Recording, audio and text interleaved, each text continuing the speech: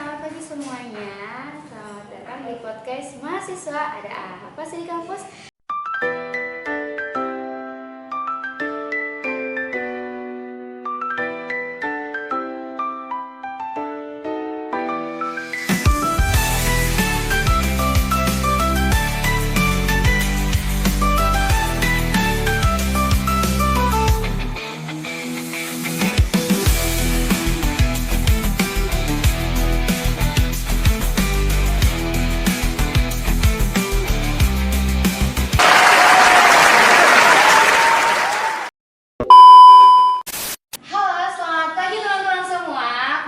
Podcast kita mahasiswa ada apa sih di kampus? Nah, kali ini kita ngulik kegiatan atau apa yang terjadi di dalam kampus, teman-teman. Nah, di sini aku punya tema yang dimana mungkin ini juga ada pengalaman buat teman-teman atau teman-teman pernah menjadi korban atau pelaku.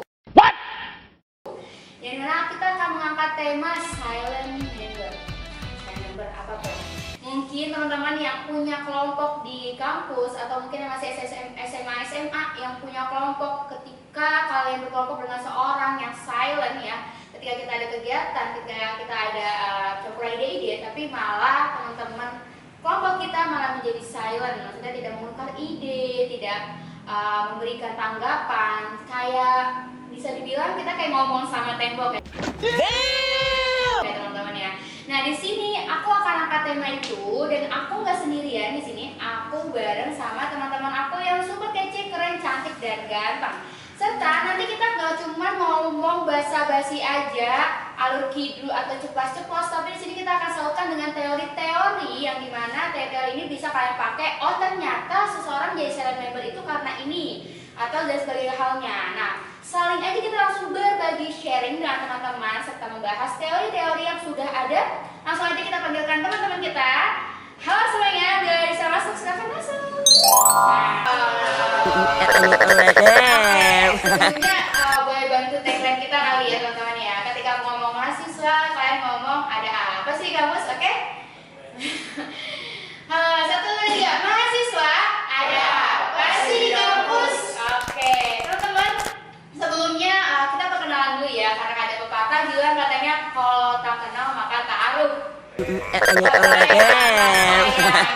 Oh my god. Jadi supaya penonton-penonton sayang sama kita kenalan dulu. Dari aku perkenalkan, aku Dira, aku mahasiswa ilmu komunikasi, dan sebelah kanan saya. Halo, aku Virgin dari mahasiswa Prodi Ilmu Komunikasi. Halo, aku Faris dari Prodi Ilmu Komunikasi. Halo, saya Suada dari Prodi Ilmu Komunikasi. Halo, Kevin dari Prodi Ilmu Komunikasi juga. Oke, kita semua dari ilmu komunikasi. Kita juga dari kelompok 3 ya teman-teman ya. Kita dari kelompok 3. Sebelumnya teman-teman, aku di sini pengen ngebahas bahwasannya kalian pernah ngasih kita sharing dulu ya tentang pengalaman. Jadi kita ada di scene berbagi pengalaman.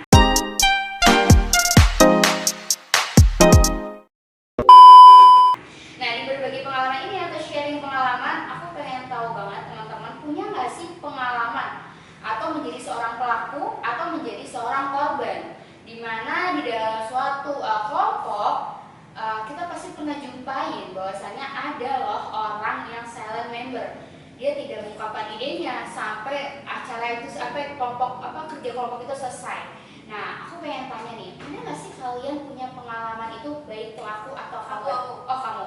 Kenapa nih Virgin? Aku juga kadang jadi pelaku, kadang jadi korban ya. Tapi kalau misalkan kayak gitu sih lebih banyak apa ya? Menemuin orang-orang kayak gitu sih dibanding aku yang jadi pelaku. Itu sih cukup menyebalkan. Cukup menyebalkan. Berarti kamu pernah jadi korban dan jadi pelaku nih. Tapi kita juga jangan lihat dari sisi itunya aja ya.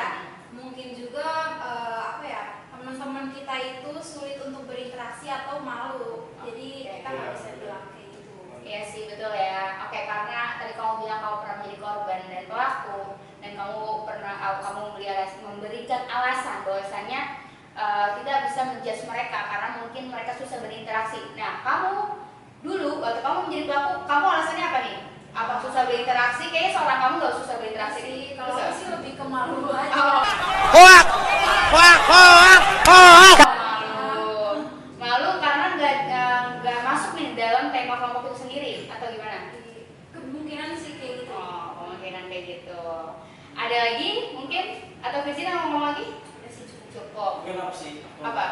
cerita tentang sebagai korban dulu deh. Korban.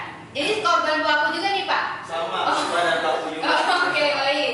Kalau jadi korban, saya pernah tuh satu tim kelompok dengan orang yang susah bicara gitu. Pas lagi ketemu langsung maupun di grup gitu. Oke. Jadi kalau ketemu langsung itu dia cuma diem aja gitu, kayak gimana pendapat lo gini dah, bebas dah, selalu atur aja, lo kan panitia gitu kan. Oke. Caranya gitu. Stiker dong itu. Iya, ada stiker Nice. kan, itu pun juga gitu. Oke. Kayak terserah, aman aja, atur aja gitu. Terus kalau sebagai pelaku ya, sebagai pelaku, kayaknya gini. Aku kan juga cukup pahami ya kenapa sih orang itu susah bicara di saat rapat atau maupun di grup gitu.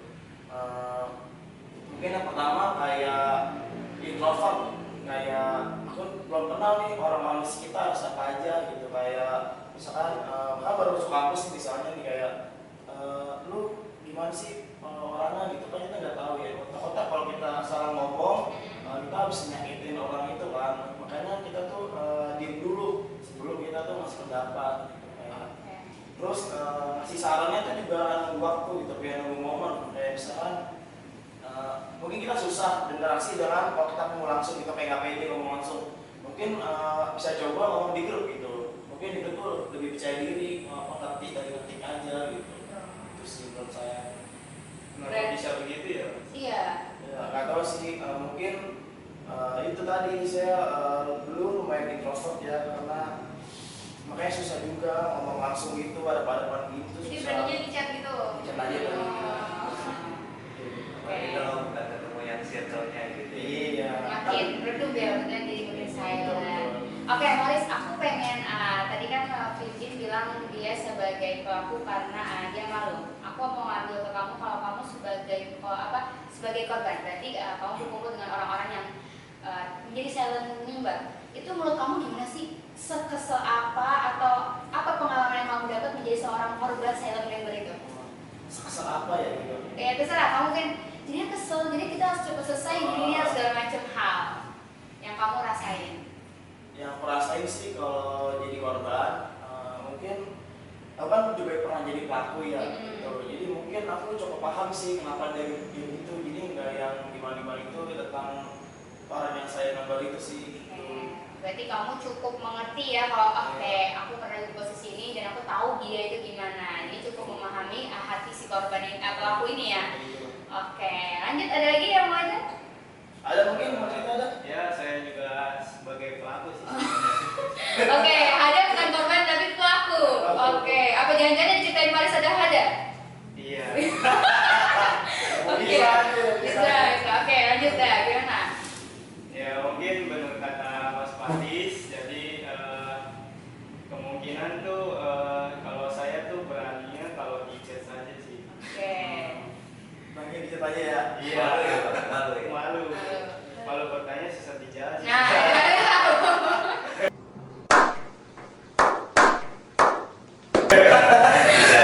Oke, ada. Kamu sebagai pelaku, apa yang kamu rasain sebagai pelaku setelah kamu melakukan itu?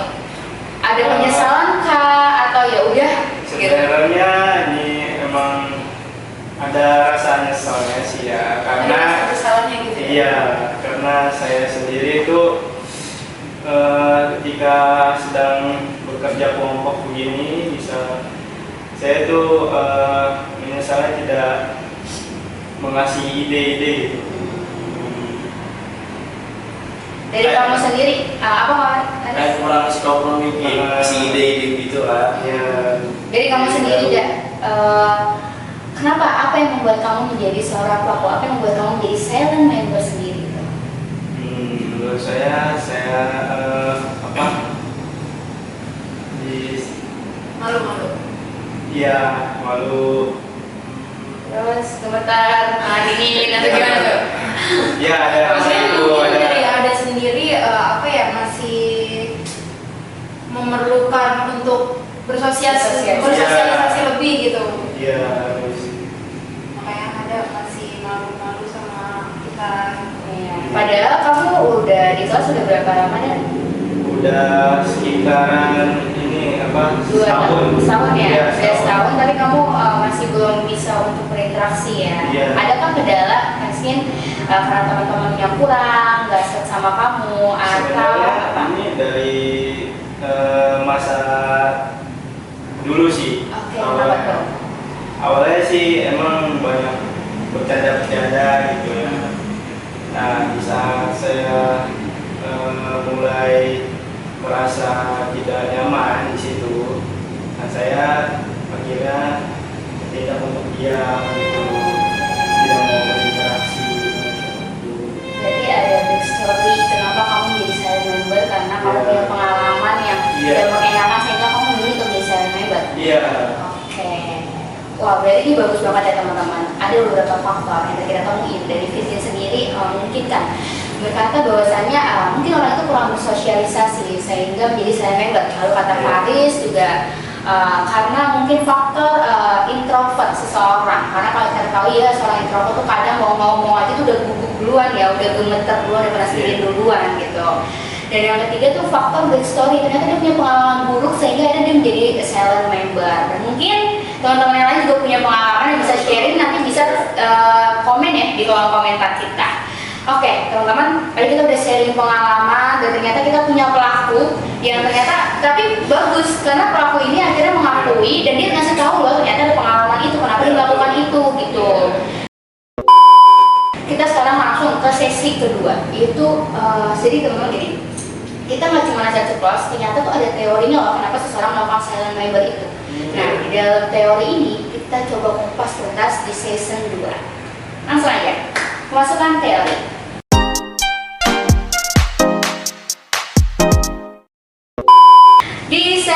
Di teori ini kita akan bahas tuntas ya teman-teman, gimana sih, apa sih sangkut pautan yang tadi alasan yang diberikan oleh Virgin, Faris serta ada nggak sih teori yang bisa kita sangkut pautkan atau ada alasan tertentu kan yang bisa dijawab oleh teori? Langsung aja. Oh, bisa.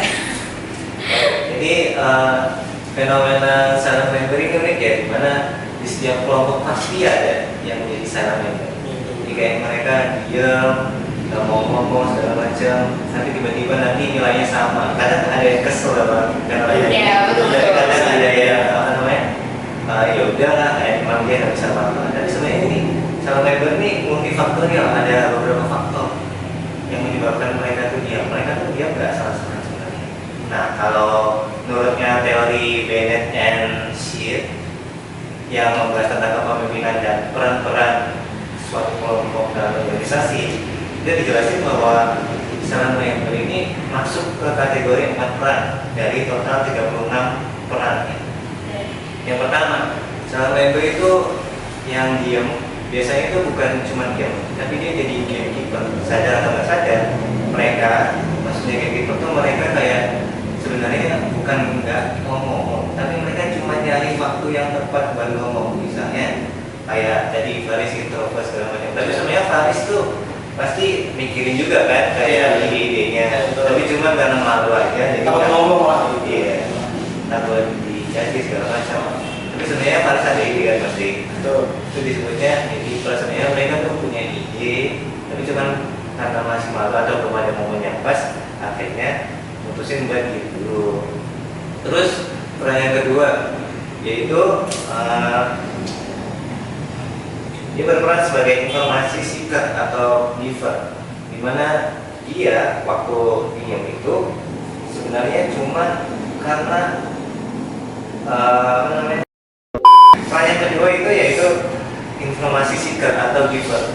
Jadi mereka kayak sedang memikirkan ide-ide yang lebih luas, dimana mereka tuh kayak mikirin lebih jauh lagi. Kayak ini nanti dampaknya ini dampaknya ini. Tapi karena mereka bahasnya terlalu dalam, mereka takut idenya ini terlalu membantah ide-ide yang lain. Akhirnya mereka kayak, aduh, ideku ini kayak terlalu mainstream ya, nanti kalau aku ngomong banyak yang ini kurang lebih. Berarti dia juga jadi seorang observasi di suatu kelompoknya ya, seorang peneliti lah ya jatuhnya ya. Jauh. Betul. Dan takutnya ketika dia menyuarakan, dia takut dijudge. Kayak kan ada contoh orang kayak, ya udah sih kan kita belum tahu berapa yang benar, udah lakuin aja. Ada kayak gitu, sehingga dia berpikir kayak udah deh gue diem aja gitu ya. Nah, kalau misalnya menurut teorinya Thomas dan Gilman, kejadiannya yang dialami sore itu disebut sebagai avoiding, yaitu kecenderungan menghindari konflik. Mungkin karena pengalaman pribadi di masa lalu yang pernah dibantah atau nggak diterima pendapatnya, akhirnya besok-besoknya pas waktu kelompokan lagi dia memilih untuk diam karena atas penolakan atau dari pengalaman sebelum-sebelumnya waktu ngomong dibantah, langsung dikatain nggak jelas lah segala macam, akhirnya nggak pede mereka jadinya.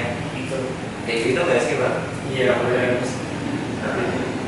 Kadang kayak gitu juga saya juga pernah mengalami, dan pasti semuanya pernah mengalami ya, tapi ada yang mungkin bisa bebas dari masa lalunya terus akhirnya berani pede, tetap pede, tapi ada juga yang karena saking dipikirinnya jadi mereka jadi kayak ya udah nggak usah dibahas lagi, takut ini nanti segala macam, ya aku diem aja deh, nggak mau ikut-ikut, nanti masalahnya yang penting selesai gitu. Kalau pulang lagi. Iya.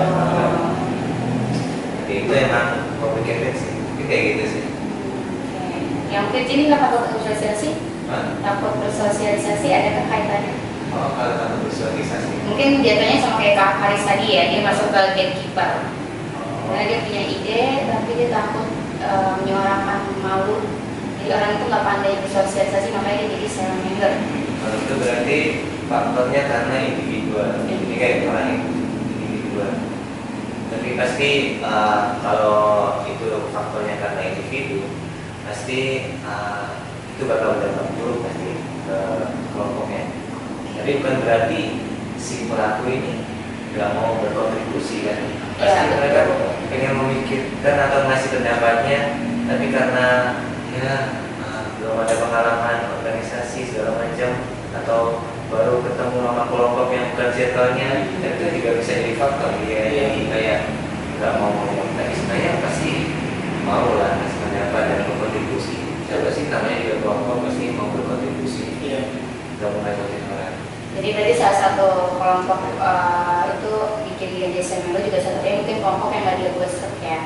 Atau mungkin tadi ada satu kelompok yang jadi satu, misalnya Kevin dengan Pak Aris tadi yang musuhan jadi satu, akhirnya ya gue jadi member aja karena ada dia gitu.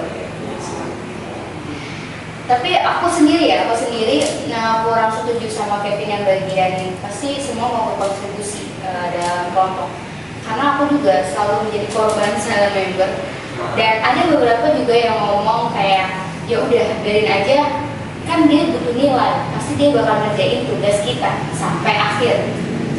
Nah, aku pernah jumpain kelompok kayak gitu, benar-benar itu tuh sangat tidak membantu kelompoknya nggak sih teman-teman? Kayak kita sama-sama butuh nilai, kan Kevin bilang walaupun nanti ujung-ujungnya nilai kita sama, walaupun dia tidak bekerja ya kan, mereka yang ngomong kayak gitu. Ya, nah itu yang aku agak sulit untuk menerima silent member. Kalau dia punya punya alasan pribadi mungkin kayak introvert terus atau kurang bersosialisasi atau punya latar belakang, aku memaklumkan itu, karena namanya punya alasan yang mungkin menyorbankan pada diri sendiri, kita nggak bisa untuk memaksa mereka, tapi kita bisa membantu mereka loh gitu. Kenapa nggak kita bantu? Jadi kenapa aku kalau punya temen kelompoknya silent member, aku selalu menanyakan kenapa, susahnya di mana. Terus misalnya dia berani japri nih, dia nggak berani muncul nih di grup, aku ngomong coba berani ngomong di grup, sehingga kita tuh tanpa sadari, bukan kita memaksa, tapi tanpa sadari itu kita malah membantu teman-teman kita untuk bisa berani lo speak up, berani lo untuk ngomong, sehingga bisa ngebantu nih. Mungkin kalau ada bisa jadi bisa mengkubur latar belakangnya dia, backstory-nya dia, kalau misalnya dulu dia trauma, sehingga bisa ngebantu dia perlahan untuk bisa berani muncul di depan publik, ya nggak sih? Ya, betul sekali. Terima kasih. Untuk sarannya gimana ya? Untuk sarannya, biasanya aku ya kalau aku punya teman kayak gitu, aku tuh selalu kayak kamu bisa, pasti kita harus berikan dengan semangat. Tapi kita buatkan semangat itu jangan hanya dari lisan. Kenapa? Karena ketika kita cuma ngomong lisan tidak akan berimpact. Tapi kita buat aja dia terjerumus, ngerti nggak? Kayak misalnya ada WA aku, Dir ini gini, aku pengen punya ide gini, dia langsung aja ngomong di grup. Kamu nggak membuat ide, aku tidak membuat ide Hada untuk ngomong di grup, tapi biarkan Hada yang ngomong sendiri. Sehingga kamu membuat dia kayak oke, gue berani, gue sudah di speak gitu. Biasanya orang yang temuin diri ini biasanya disebutnya sebagai broker, di mana mereka tuh mungkin salah satu faktornya karena emang nggak senang sama karakternya orang-orang di kelompok kita atau salah satu dari kelompok kita. Makanya mereka dari awal tuh udah benci sama orangnya atau nggak sependapat sama ide kelompoknya. Akhirnya mereka karena merasa idenya sangat beda sama yang dipikirin, akhirnya mereka udah diam aja, idenya nggak jelas, ini orang-orangnya ini nggak suka. Akhirnya ya udah mereka akhirnya jangan diam aja, udah lama nih kelompok itu juga ya udah jadi sana ya. Kalau itu sama saya kok aku nggak kayak itu paling gitu. Gitu sih. Ada lagi teman-teman mungkin saya pengalaman cukup sih. wow, seru banget ya teman-teman. Jadi emang ternyata saya member tuh nggak cuman asal ceplos, tapi kita bisa tahu kenapa sih orang melakukan saya member itu ternyata ada backstory-nya atau ada pengalaman-pengalaman atau ada keinginan sebenarnya. Dan tadi di belakang Kevin kan juga dibilang bahwasanya orang tuh pasti punya ide, cuma tidak berani untuk mengungkapkan saja.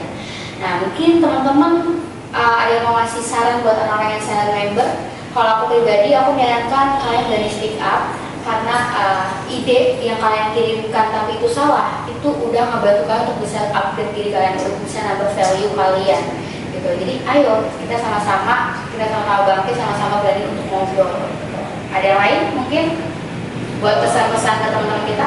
Mungkin kalau dari aku ya, mungkin lebih ke pengertian aja sih ya. Kayak misalnya dari satu kelompok kita amit-amit ketemunya full introvert. Pasti berarti busuk ya, pakai dia semua.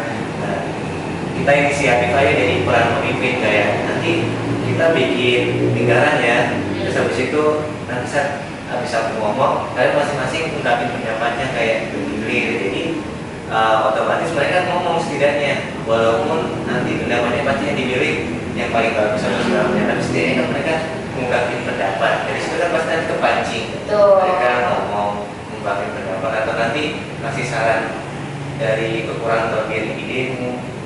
Biar tahu pendapatan mereka. Setidaknya mereka berani pendapat daripada yang Setuju. Dan apa saja kita membantu mereka untuk berani ngomong ya. Gitu. Ada lagi yang mau kasih saran buat teman-teman sales? Jangan malu. So, jangan malu. Ada? Haris? Ini ada dulu. Ada dulu? Jangan merasa ketakutan aja sih. Tuh, jangan merasa takut. Haris? Kalau dari aku sih mungkin kalau